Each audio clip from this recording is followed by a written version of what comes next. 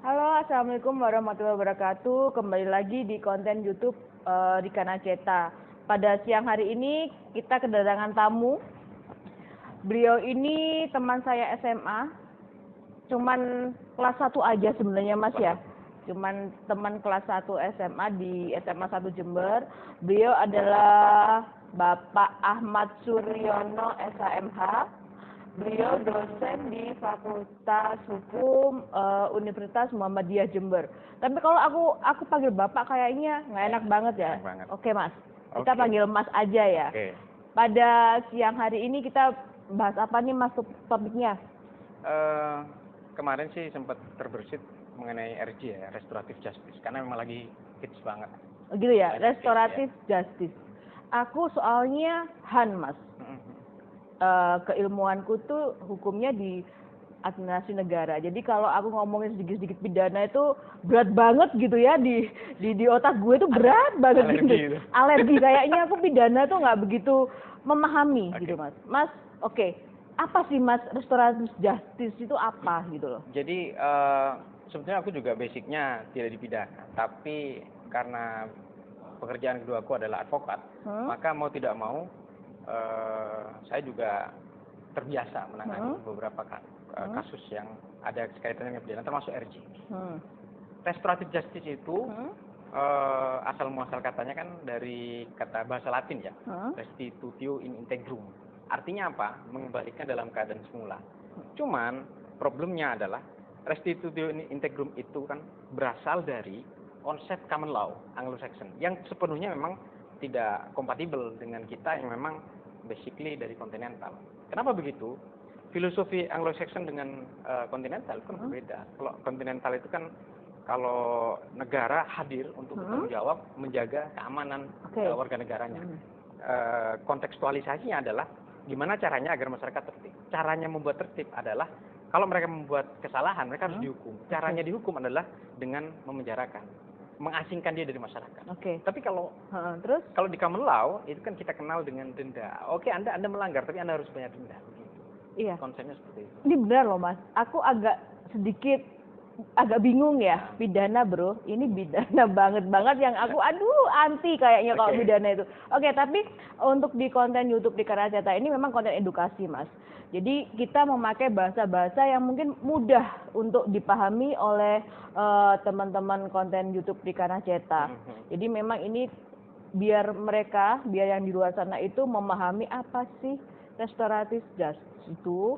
Kita manggilnya RJ aja lah RJ, Mas ya. ya. Oke. Karena itu panjang banget lah. Jadi Ya. RJ aja lah ya Mas Oke. ya. Oke, Mas, perkara apa aja sih Mas yang bisa di RJ-kan itu? Ini menarik. Ini pertanyaan yang cukup menarik karena sepanjang perjalanan tadi dari sini, dari rumah, dari kampus ke sini, saya ingin membuat ilustrasi. Bisa nggak orang habis bunuh kemudian minta RJ?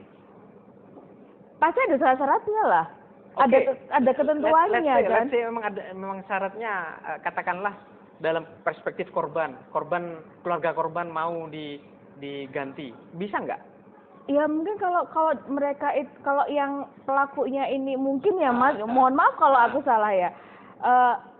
Pelakunya ini dengan gangguan jiwa, Kalau terkait gangguan dengan mental atau gimana? Kalau terkait dengan syarat bertanggung jawab, itu kan sudah jelas di KUHP, dijelaskan KUHP lama ya, dijelaskan mulai dari pasal 48, 49, 50 KUHP terkait dengan overmah, nutwen dan menuntut. Cuman kalau terkait dengan RJ ini beda, perbuatannya gitu. sudah terjadi. Oke, ya, perbuatan sudah sudah terjadi. Kalau dalam konsepnya RJ yang saya pahami dari peraturan Kapolri 2019 dan peraturan Polri tahun 2021, termasuk juga peraturan di Kejaksaan tahun 2020, itu sudut pandangnya adalah korban dan keluarga korban. Oh, berarti kalau RJ ini khususnya korban dan Sudut pandangnya adalah korban. Korban dan keluarga korban. Iya. Oke, Dan bagaimana caranya agar kita ambil filosofi tadi itu mengembalikan dalam keadaan semula. Nah, filosofi mengembalikan keadaan semula itu nggak yang rumit. bisa Mas, betul sekali. Mengembalikan dan kan nggak bisa. Makanya muncullah kemudian di peraturan Kapolri dan peraturan Polri itu ada namanya syarat umum dan syarat khusus.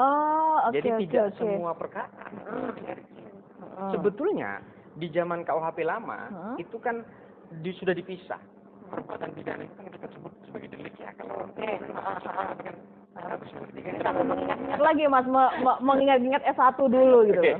Delik itu kan kita bedakan, atau Oke. perbuatan pidana kita bedakan. Ada yang namanya delik aduan dan delik umum. Oke. Delik umum itu tidak perlu orang mengadu, tidak perlu orang lapor, polisi sudah tanggap. Oke. Contoh, mohon maaf ya, ada orang bunuh, tidak perlu orang lapor Pak. Oh iya, Wah, oke. untuk Benar. polisi langsung respon. Gitu.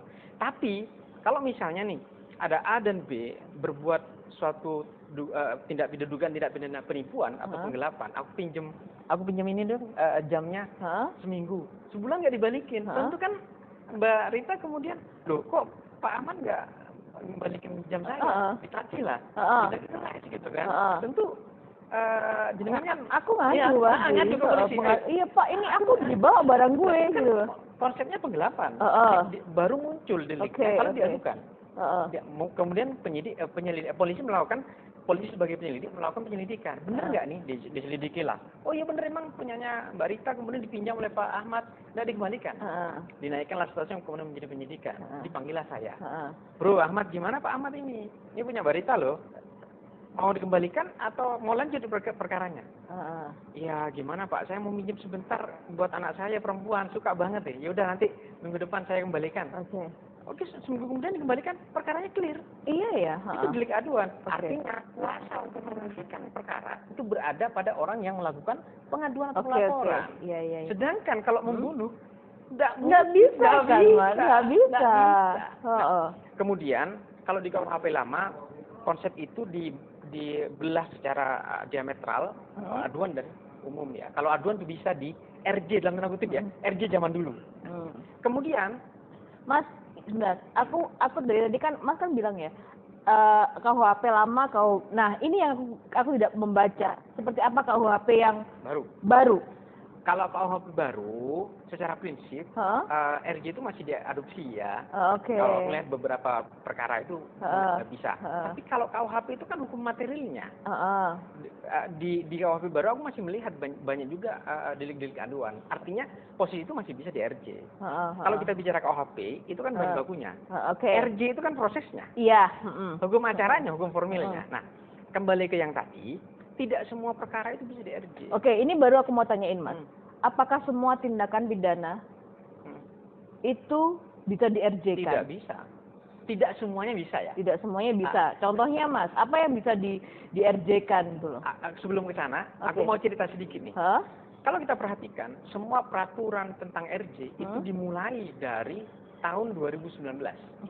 Polri 2019. Dilanjutkan dengan peraturan Kapolri 2019. Peraturan peraturan Polri tahun 2021. Di sela-sela itu ada peraturan kejaksaan 2020. 2019, 20, 21. Kalau kita ingat itu adalah zaman Covid.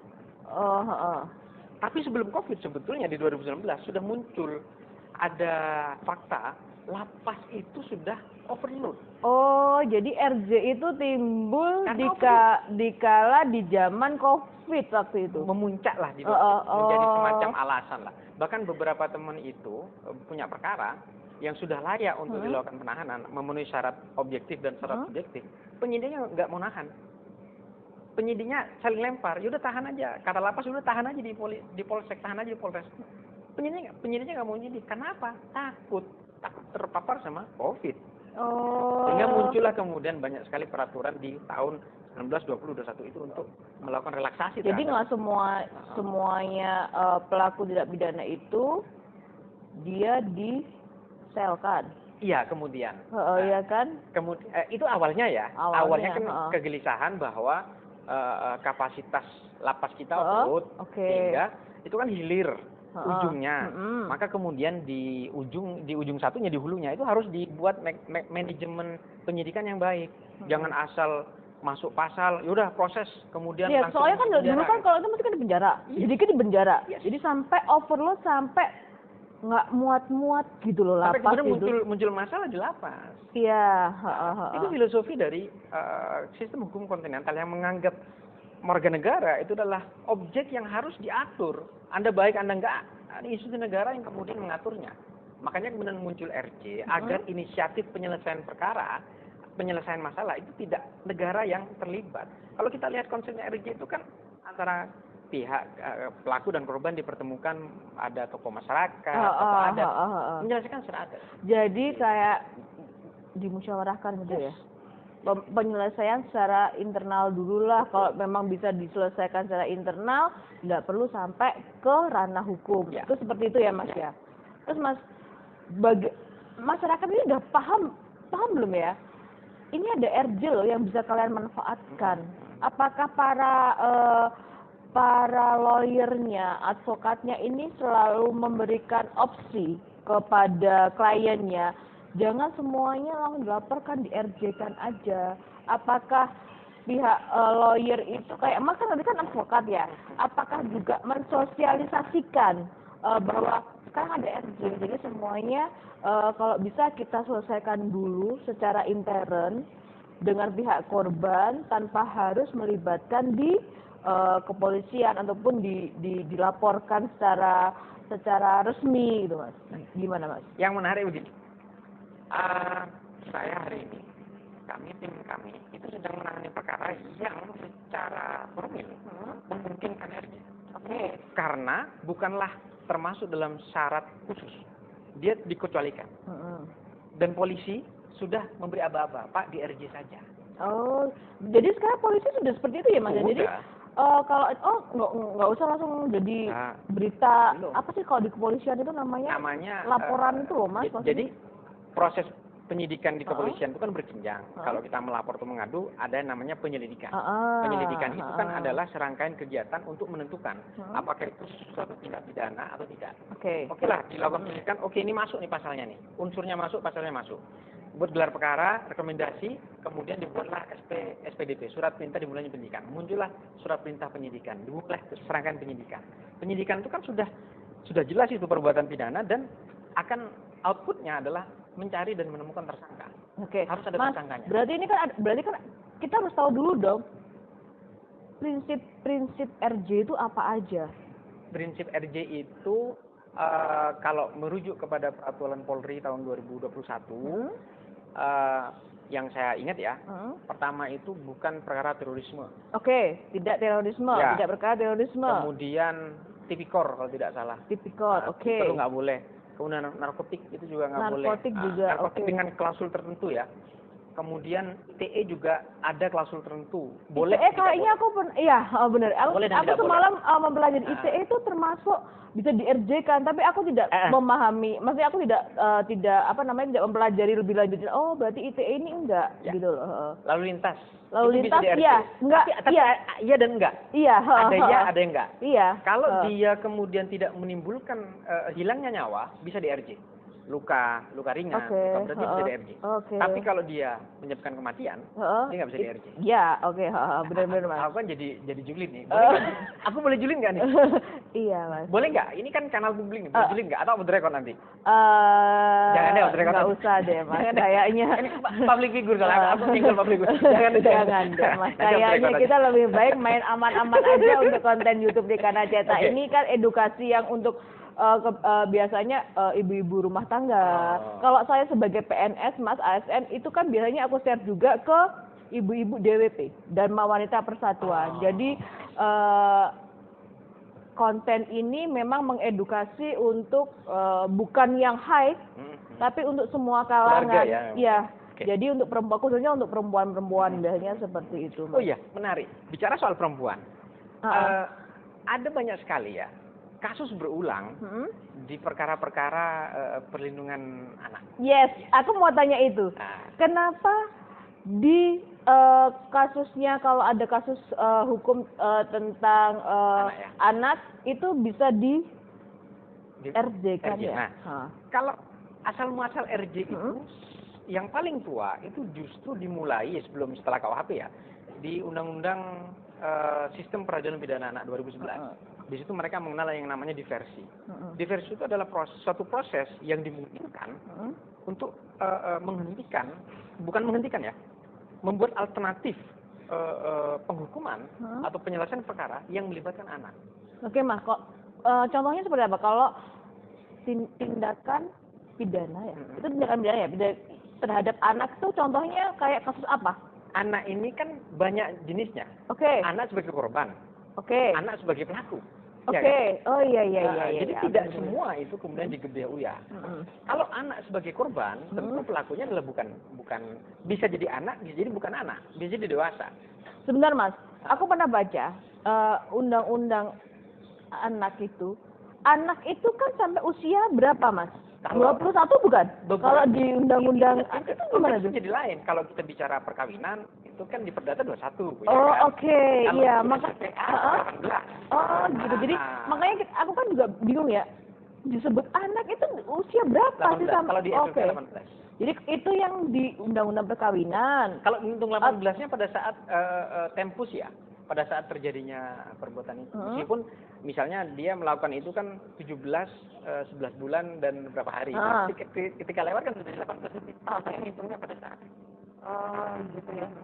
Jadi itu bisa di-entrykan ya. Jadi, konsep RJ itu kan muncul 2019, tapi kalau konsepnya SPPA di versi namanya. Dan di versi sifatnya adalah wajib. Di semua tingkatan penegakan hukum, penyidikan Polri wajib. Kemudian di kejaksaan wajib. Di pengadilan wajib. Misalnya di versi di penyidikan dipertemukan, si anak nggak mau, gagal. Lanjut lagi ke penuntutan, diupayakan sama kejaksaan, di versi gagal. Terakhir di pengadilan wajib diupayakan. Nah di pengadilan itu kan dengan teman-teman Bapas. Badan Pemasyarakatan. Nah, kebetulan anak-anak kami kan banyak yang magang di Bapas. Mereka menjadi pendamping konselor yang mendampingi kasus proses diversi di pengadilan salah satunya. Mas, aku juga pernah baca-baca sih semalam tuh baca-baca. Apa bedanya mediasi penal dengan RC? Mediasi penal itu kan konsep perdataan ya. Oh, kalau mediasi penal itu perdataan. Yang saya pahami itu diadopsi oleh peraturan Mahkamah Agung kalau tidak salah nomor 1 tahun 2019 tentang mediasi. 16 atau 19 saya lupa, 16 kalau nggak salah. Bahwa perkara perdata sebelum masuk ke dalam pokok gugatan dia wajib para pihak itu untuk dilakukan namanya mediasi wajibnya. Oh, oke. Sebelum pokok perkara digulirkan atau diperiksa oleh hakim, maka hakim mewajibkan untuk melakukan mediasi. Dan hasilnya itu kemudian menjadi dasar bagi hakim untuk melakukan pemeriksaan. Kalau ternyata pada tingkat mediasi terjadi kesepakatan antar para pihak, maka kemudian proses gugatannya selesai. Dilaporkanlah proses mediasi. Itu berarti kasusnya perdata. Kalau mediasi penal. Iya. Jadi kalau kita punya kasus utang piutang seandainya. Nah, utang piutang ini beda kan lagi ya? Perbuatan yang menurut saya sepenuhnya adalah perdata. Tetapi sekali lagi, kalau kita bicara utang piutang itu kan juga tipis dengan penggelapan. Tipis banget. Itulah banyak sekali teman-teman kepolisian yang kalau sudah ketemu dengan harta benda, persoalan harta benda terkait dengan penipuan, penggelapan dan hutang piutang itu tipis memang bedanya. Aku jadi penasaran ya Mas ya. Semakin menarik, semakin tertarik. Seharusnya aku juga ikut PKPA ini Mas. Jadi aku ada sedikit ilmu tentang advokat. Gitu loh. Harus. Jadi keren banget ya. Jadi wawasanku ternyata tuh masih sedikit banget gitu ya kalau dokter banyak lah. Tentang hukum itu, aku harusnya ikut PKPA juga ini Mas. Jadi aku biar bisa ngimbangin ini ya. Jadi makanya aku tertarik sekali dengan berbagai masalah sebenarnya yang ada di sekitar kita ya gitu. Cuman karena aku belum ada ilmu tentang advokat Mas, jadi aku tidak bisa apa Mas, kayak nututin loh Mas. Iya ya. Jadi ini apalagi ini kita bahas tentang pidana gitu kan. Jadi kan ini kan luar biasa banget buat aku. Suatu ilmu yang baru, nggak cuma HAN aja ataupun teknik perancang perundang-undangan, karena saya juga dosen teknik perancang perundang-undangan, selain dosen HTN HAN gitu kan. Jadi ini banget buat aku suatu ilmu baru juga mungkin untuk konten YouTube di Kanal Cetak, karena ini mungkin sedikit konten yang agak berat Mas sebenarnya. Sebenarnya nggak berat sih. Kalau misalnya teman-teman yang sudah terbiasa pidana bicara teknik perancangan undang-undang, mereka mikir tuh gimana ya caranya? Iya. Itu kan sudut pandang, perspektif ya. Kalau Mbak Rita bicara soal pidana dan pemidanaan, aduh berat banget ya. Berat banget ya. Sama juga dengan teman-teman terbiasa ngurus cerai di PA, misalnya bicara dengan teknik perancangan, pasti berat. Terus kalau kita sekarang penerapannya, Mas, karena tadi kan RJ itu muncul di tahun mulai 2019 Ya. di saat COVID itu. Diperkuat pada saat COVID. Penerapannya sekarang gimana, Mas? Sangat baik. Penyidik polisi, teman-teman kejaksaan, bahkan di pengadilan itu mendorong ya. Karena apa? Ada dua faktor. Yang pertama adalah faktor overload lapas. Itu kan memang sudah faktual ya. Oke. Yang kedua, memang ada semacam upaya bagi penegak hukum itu tidak menjadikan pidana itu sebagai premium remedium. Artinya bukan sesuatu premium remedium itu sebagai pilihan utama. Oh, oke. Jadi dijadikan sebagai ultimum remedium, sebagai upaya terakhir. Kalau masih ada upaya lain, diupayakan supaya tidak ke pemerintahan. Saya beri contoh yang paling miris kalau menurut saya. Ini karena ini pemirsanya penontonnya ibu-ibu. Ya, ibu-ibu remaja, ya kalangan-kalangan yang saya berikan inilah. contoh yang paling sederhana. Oke. Ini ada tetangga nih, A dan B. Punya anak kecil. Oke. Balita, lebih dari balita, 5-10 tahun mereka main bersama. Bertengkar. Oke, ya. Anak kecil bertengkar kan biasa. Mengadulah ke ibunya masing-masing. Oke. Nggak terima ibunya. Saling menjambak dan menganiaya, bayangkan. Yang apa ya? Ibunya. Oke, orang tuanya ya. Oke. Nggak terima lah. Ada yang satunya dijambak, ditonjok. Kebetulan salah satunya ini ada yang kemudian sampai luka fisik. Visum dong. Dia visum. Lapor polisi dong kalau gue. Dibayangkan.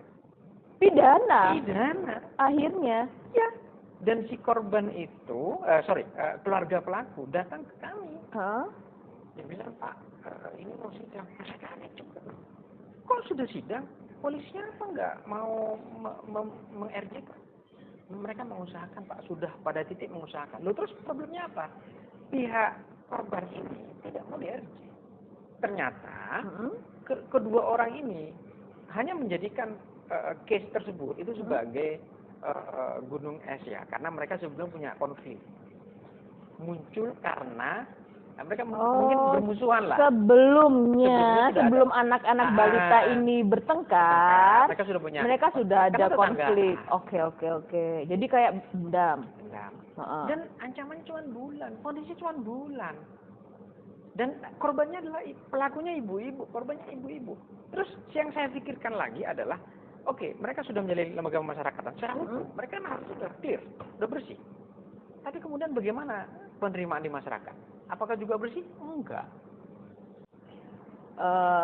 Aku mau bahas apa lagi ya, Mas? Kayaknya aku tuh udah terlalu buntu gitu otakku kalau aku bahas pidana. Tapi aku tetap penasaran dengan RJ ini, Mas. Orang-orang itu, aku rasa ya, aku aja sendiri nggak ngerti loh sebenarnya RJ itu, Mas, gitu loh. Dan aku lihat di sekitarku itu tidak ada tuh yang sosialisasi RJ ataupun karena aku lulus S3 2019, nggak ada tuh topik-topik bahasan tentang RJ gitu loh. Itu siapa sih yang harusnya mesosialisasikan tentang kita ada RJ loh? Kalau masa kita harus punya kasus dulu, Mas, ke kepolisian gitu nih. Oh, udah di-RJ-kan aja. Nah, jadi kan kita tuh nggak ngerti. Sebenarnya banyak masyarakat yang nggak tahu. Mungkin juga teman-teman konten YouTube Rikana Ceta juga nggak ngerti RJ itu gimana sih atau gimana. Enggak, aku nggak pernah denger kok untuk disosialisasikan tentang RJ ini. Itu biasanya kita bisa tahunya dari mana, Mas? Gitu. Kalau menurut saya, garda terdepan tetap kampus ya, akademisi. Itu. Oke. Yang kedua, itu juga LBH. LBH itu memegang peran penting dalam proses itu. Yang ketiga, menurut saya, ini yang banyak terlupakan. Perangkat desa. Perangkat desa? Justru. Aku malah nggak kepikiran ke situ, Mas. Perangkat desa. Kenapa harus larinya ke perangkat desa? Bukan ke apa ya namanya, ke OPD sih, atau instansi pemerintah ataupun apa gitu, untuk kan nggak mungkin juga semuanya tuh bisa aja terkena suatu kasus pidana, Mas, gitu loh. Kenapa nggak disosialisasikan, kita masuk ke sekolah-sekolah, kampus-kampus lah maksudnya tuh, ataupun ke dinas-dinas yang terkait kayak seperti di apa ya, kalau pengadilan, pengadilan sih Mas, apa sih namanya apa ya, apa ya, pemberdayaan perempuan itu loh maksudnya, pemberdayaan gitu ya. Itu. Kalau saya kenapa memilih perangkat desa? Karena hakim di desa, tanda kutip, adalah kepala desa. Secara faktual, kalau ada masalah di desa, larinya mereka kemana? Kepala desa.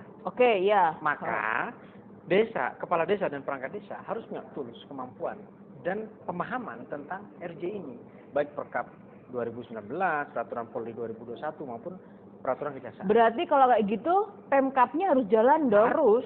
Makanya Peradi, Asosiasi Advokat, itu harus kerjasama dengan Pemkap di bagian hukum. Untuk sosialisasi dengan perangkat desa. Agar apa? Agar kalau misalnya ada, katakanlah ada satu clash nih desa, rebutan sesuatu misalnya atau batas tanah ya, tentu mereka akan mengadu ke kepala desanya. Nah, didamaikanlah oleh kepala desa. Konsep awal kepala desa itu kan adalah konsep mediator, paling esensial. Baru kemudian ketika mediasi tidak mungkin dilakukan, barulah kemudian mereka menyilakan para pihak untuk menempuh jalur hukum. Tapi kalau misalnya itu memang sudah bisa diatasi oleh kepala desa, kan ngapain harus nambah-nambahin tugasnya kepolisian? Tugasnya kepolisian banyak, Mbak Rita. Banyak banget. Kasihan mereka. Satu, lapas juga sudah penuh, petugas kepolisian juga sudah banyak tugasnya. Dan mereka harus diberi pemahaman dan kemampuan. Apa-apa saja jenis perkara yang memang bisa di-RJ-kan gitu ya. Apa ada syarat umum, syarat khusus, atau ada klasifikasi khusus, ada perkara tertentu. Berarti itu kontinu ya Mas? Nggak mungkin cuma sekali aja mungkin ya. Kalau kita ini kan nggak mungkin. Dan itu harus jadi materi wajib dari teman-teman Pemkap, terutama di bagian hukum. Sekaligus aku usul nih. Teman-teman ya, artinya teman-teman PMK di bagian hukum itu atau bagian perancang dan eksekutor dari kebijakan di bidang hukum di daerah itu jangan ngawang-ngawang mereka kalau bikin sosialisasi itu. Yang menyentuh kayak gini kan belum pernah dieksekusi. Iya, sebenarnya memang kita harus sosialisasi dari tingkat yang ke bawah dulu ya Mas. Jadi biar ada pemahaman, biar ada pemahaman yang simple lah gitu. Dan itu harus continue terus menerus. Program yang terus menerus untuk mensosialisasikan. Saya ambil contoh misalnya. Ada tetangga sama tetangga bacok-bacokan, meninggal salah satu. Tentu kepala desa nggak mungkin akan mendamaikan. Iya dong Mas. Itu kan sudah perbuatan pidana ya. Iya kan udah pidana. Betul. Sebentar, kalau kita bicara pidana, orang nyolong ayam pidana. Iya pidana kan? Juga ya. Pidana juga. Orang bunuh juga pidana. Kalau melihat dari perspektif RJ, itu kan bisa kayak di garis gitu. Oh ini RJ yang mutlak tidak bisa diapa-apain. Ini perbuatan pidana yang mutlak nggak bisa diapa-apain. Tapi ini adalah perbuatan pidana yang bisa di RJ dan mungkin di RJ dengan syarat-syarat tertentu. Ada persetujuan, ada pemulihan kerugian. Benar Mas, pemulihan kerugian. Itu kayak apa? Kalau aku tergantung perbuatannya. Iya, seandainya ini bertengkaran deh, pukul-pukulan antar tetangga gitu. Saya mau cerita sedikit nih. Ini ada pasangan suami istri, retak nih mau pisah. Ya. Si suami itu kemudian ada hubungan lah sama orang nih. Belum resmi. Nah si istri yang yang resmi nggak terima. Iya dong. Dia kemudian unggah ke Facebook tuh. Ini bla bla dan sebagainya. Salah nggak? Buat aku salah Mas. Salah secara formil salah karena meskipun dia marah dia nggak boleh unggah. Iya Kemudian si ini yang dituduh ini nggak terima, dia lapor polisi. Dalam konteks RJ maka perbuatan tersebut bisa di RJ-kan. Dan alhamdulillah waktu itu sebelum Covid tahun 2018 seingat saya itu bisa diselesaikan. Kami bisa selesaikan. Pemulihannya bagaimana? Nah, ini menarik. Gimana dong Mas? Kan si istri sudah upload tuh kemana-mana tuh. Menarik nih pemulihannya. Pemulihannya itu kan nama baik ya. Benar. Kemudian kebetulan saya ini kuasa hukumnya mohon maaf PLKR lah, iya kan? Saya kuasa hukumnya. Saya bilang, Anda mau apa targetnya? Pokoknya dia harus masuk penjara. Saya bilang, janganlah. Gimana pun dia kan punya anak-anak. Kasihan kalau dia masuk penjara. Saya mau menurunkan derajatnya. Dia sudah mempermalukan saya di 3 platform katanya. Facebook, Instagram, sama satu lagi lupa. Dia harus juga minta maaf. Gimana kalau gini? Dia bikin voice, apa namanya, bukan voice, testimoni dan video selama 1 menit dan tayang di akun yang tidak dikunci selama 7 hari berturut-turut dan membayar sejumlah uang. Bisa ya, mekanisme pemulihan. Karena mekanisme pemulihan malu itu kan nggak bisa itu karena sekarang begini, sekarang itu media sosial, medsos itu kan kayak kita berita orang dan sebagainya, itu kan akan seterusnya, Mas. Betul banget. Gitu loh, meskipun buat aku tuh tidak bisa diukur, tidak bisa dibayar, tidak bisa digantikan kalau kita itu sudah apa ya? Kena citra buruk ya? Iyalah, itu udah kena mental Sekarang kita tanya, dengan misalnya diberitakan buruk, itu kalau aku diberitakan buruk, mas itu hal yang biasa. Dicarikan emang salah aku. Sertifikat, belum mas, karena nggak ada yang berani mas kayaknya mas. Jadi ya masih kasar-kusuk, tapi nggak dapat gitu loh mas, nggak gitu. dapat salahnya gitu loh. Cuman katakanlah melakukan perbuatan pidana yang sebetulnya tidak dilakukan. Kira-kira gimana responnya? Iya pasti gue nggak terima dong. Nggak terima, langkahnya lapor polisi lah misalnya. Ketemu nih pengunggahnya. Ketemu pengunggahnya. Oke, kemudian pengunggahnya minta, udah Bu, aja. Saya sadar kalau ini adalah hanya hoax. Kalau saya nggak bisa, saya akan terus pastinya karena itu nama baik saya dan keluarga saya. Makanya RJ itu adalah alat, tools, untuk mengurangi jumlah perkara, penanganan perkara dan jumlah orang yang dipidana dan masuk penjara. Penggunaan alat itu tools tergantung dari yang menggunakan. Kalau yang menggunakan mau dan rela, monggo. Iya, benar juga. Kalau tidak, kemudian ya polisi nggak bisa. Ambil contoh perkara saya nih, bapak dan anak. Bapak dan anak, bapak dan anak, ada 4 orang nih, ya kan? Yang berkonflik itu anak dengan anak. Ini apa? Pukul-pukulan nih. Si bapak yang ini, yang A, nggak terima anaknya dipukulin. Datanglah melerai. Melerai kan? Bentar, itu kayak kasus yang si anak seseorang petinggi yang dia mukulin. Mirip. Terus mas? Datanglah. Apa yang terjadi kemudian? Si bapak yang B nggak terima, datang juga. Nah, si anak yang A terbukti menganiaya anak B. Pasti. Dan si bapak A dipukul sama bapak B. Kan beda kasus dong. Keduanya saling lapor. Iya dong. Keduanya saling lapor. Anak dengan anak, orang tua dengan orang, karena itu beda kasus kalau menurut aku. Di yang sama, betul. 2 perkara split mereka. Iya. Hari ini posisinya, ini masih ongoing, ini masih rahasia ya. Nama-nama itu masih rahasia. Sama-sama saling lapor. Dan polisi bilang kepada kami, Pak, kasus ini masuk dalam kualifikasi RJ. Mari kita sama-sama mendorong RJ. Siap. Kemudian kami tawarkan, Pak, di RJ saja lah Pak. Ini kan posisi juga, mohon maaf ya, hanya luka. Walaupun lukanya memang sempat masuk rumah sakit. Apa yang terjadi kemudian? Si bapak A yang dipukul si bapak B, nggak mau. Terus berarti kan? Terus. Pidana dong? Kemungkinan sih pidana. Kan pidana dong, karena delik aduan. Delik aduan. Si anak A ini, ternyata anak tirinya si bapak A. Sehingga kemudian dia merasa, aku udah nggak sanggup lagi menasihati si anak. Ya udah biar saja proses hukum berjalan, aku juga proses hukum berjalan. Nah, dalam konteks itu RJ kan kemungkinan kemudian menjadi sia-sia. Bukan sia-sia manfaatnya. Toolsnya sudah ada, alatnya sudah ada, tapi nggak dipakai. Tapi kalau aku RJ dengan kasus-kasus yang kayaknya sangat-sangat merugikan ataupun membuat nama baik saya tercemar, kayaknya aku masih pikir-pikir mas kalau mau pakai RJ mas, karena itu harga diri ya. Tapi kita nggak tahu juga sih. Semoga kita tidak memiliki masalah pidana, perdata dan lain sebagainya. Jangan sampai lah ya. Jadi kita hidup sesuai aturan aja lah. Saya juga karena ini audiens adalah ibu-ibu ya. Saya ingin berpesan kepada ibu-ibu yang nonton tayangan ini. Apa namanya tuh? Kalau gadget. Mulutmu harimaumu, sekarang jarimu adalah harimaumu. Kenapa begitu? Kita kalau misalnya nggak suka sama sesuatu itu jangan gampang untuk mengunggah sesuatu.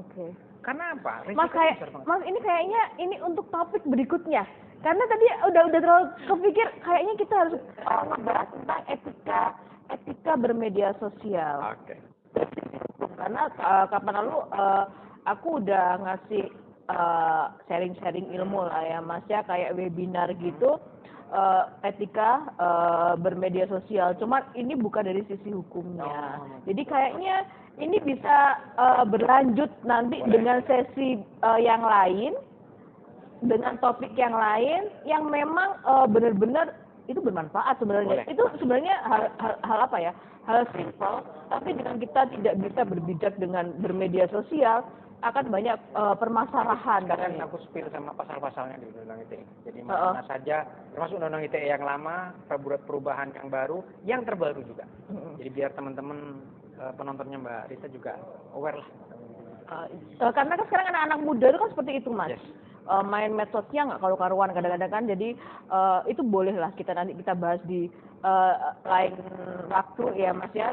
Pastinya kan to be continue karena masalah kita bermedia sosial, etika bermedia sosial itu sangat-sangat penting buat ibu-ibu, buat remaja-remaja. Karena kita kadang-kadang ada baper-baper ya Mas ya. Kadang-kadang ibu-ibu kan aduh baper apa terus udah gitu apa gitu kan, melakukan tindakan yang kurang oke. Kebanyakan kalau yang baper itu profesor. Iya Mas. Make sense nggak? Iya. Jadi dia melakukan. Tapi itu manusiawi Mas.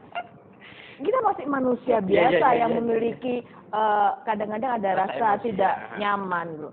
Mas terakhir aku mau tanya, harapan apa sih Mas ini tentang RJ gitu loh, agar penegakan hukum ataupun masyarakat itu memahami RJ? Ada dua. Yang pertama itu saya berharap aparat penegak hukum lebih memprioritaskan penggunaan RJ dalam penanganan perkara. Jadi jangan semua perkara itu langsung di P21-kan atau dituntut di penuntutan. Karena lapas sudah overload, kasihan lapas. Karena juga banyak masalah di lapas. Yang kedua, saya berharap semua yang saya sebut itu adalah peraturan yang berada di level-level kementerian atau instansi lembaga yang bersifat di bawah ya. Ada polisi, kejaksaan, dan pengadilan. Alangkah lebih baiknya ditarik menjadi satu undang-undang yang bersifat tetap. Pengaturan tentang RJ itu jelas dan komprehensif.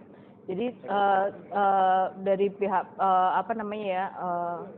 pemerintah pun ataupun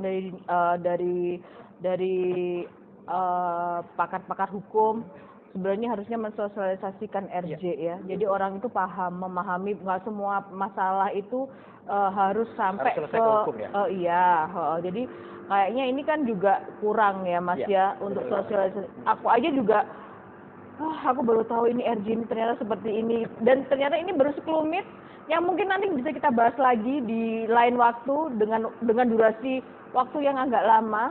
Ini masih di awal-awal lah Mas ya, masih tipis-tipis aja lah kita bahas RJ. Nanti kalau ini kan beliau juga advokat, jadi kita bisa lebih banyak sharing-sharing nanti tentang kasus-kasus RJ seperti apa penanganannya, hasilnya nanti seperti apa. Jadi nanti mungkin kita ada to be continue lagi di part yang selanjutnya.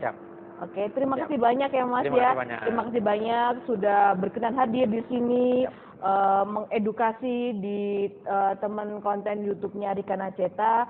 Semoga ini menjadi amal jariah kita kelak nanti, agar masyarakat khususnya ibu-ibu remaja itu bisa lebih memahami tentang hukum sedikit demi sedikit.